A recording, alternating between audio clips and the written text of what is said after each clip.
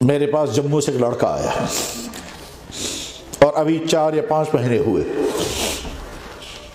اس نے مجھ سے کہا کہ آپ نے کبھی جموں میں بیان کرتے ہوئے کہا تھا کہ پہلے زمانے میں دلی کے اندر کوئی طالب علم مسجد میں امام تھا اور وہاں کسی محلے کی خاتون نے اس کو اپنے گھر میں بلایا اور گھر میں بلا کر کے پھر اس نے سوچا کہ یہ گناہ کا کام مجھ سے کرے. اس لڑکے نے بچنے کی تمام کوشش کی مگر بچ نہیں سکا، بچنے کی امکانات نہیں تھے.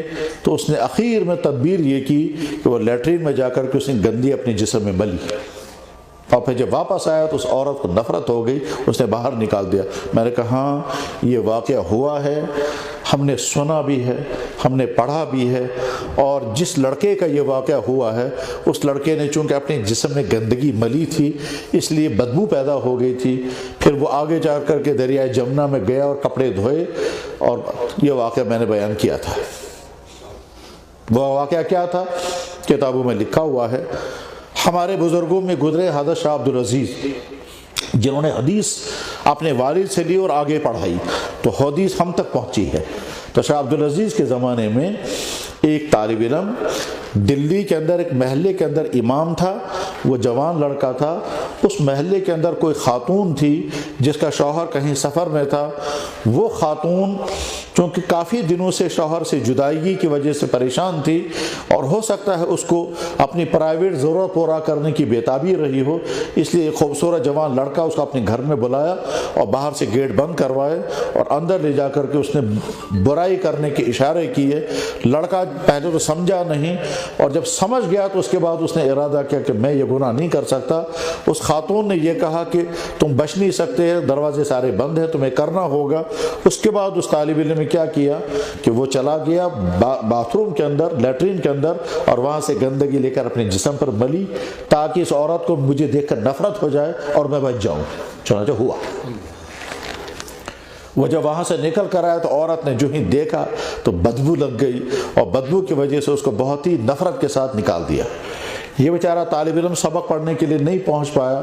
وہ دریائے جمنا کے کنارے گیا، اپنے بدن کو دھویا، اپنے کپڑوں کو دھویا، جلدی جلدی بھیگے ہوئے کپڑے پہنے اور سبق میں پہنچ گیا. تو جو ہی سبق میں پہنچ گیا تو پوری کلاس کے اندر خوشبو پھیل گئی. تو سارے لوگ کہنے لگے بھائی یہ کیسی خوشبو ہے. وہ سوچنے لگا خوشبو کہاں، میں تو بدبو میں سے نکل کر آیا اور شاید صفائی کرنے میں کوئی کمی رہی ہے اس لیے ان کو بدبو آ رہی ہے. اب وہ محبت کی بنا پر بدبو کے بجائے وہ کہتے ہیں یہ خوشبو ہے. جب سارے طالب علموں نے پوچھا تو آخر میں ان کے استاد نے اس سے پوچھا بھائی تم نے کیا عطر لگایا؟ اس نے کہا حضرت مجھے معافی دے دیں، میں نے عطر تو نہیں لگایا، بس کپڑے دھوئے ہیں، ہو سکتا ہے کہیں گندگی لگی ہو.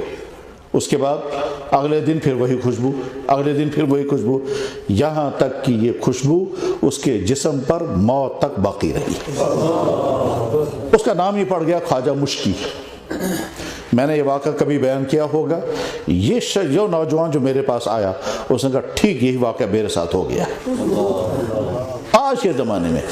اس نے پھر اپنا واقعہ سنایا جموں شہر میں کہاں میرے ساتھ ہوا، کہاں مجھے اندر لے جایا گیا، کہاں مجھے بدکاری کرنے پر مجبور کیا گیا، کہاں میرے ویڈیو فلم بننے لگی تھی اور کس طرح میں نے اپنے آپ کو لیٹرین میں لے جا کر کے پہلے تو گندگی ملی اور اس کے بعد پھر لیٹرین کا دروازہ توڑ کر کے میں کس طرح باہر آ گیا.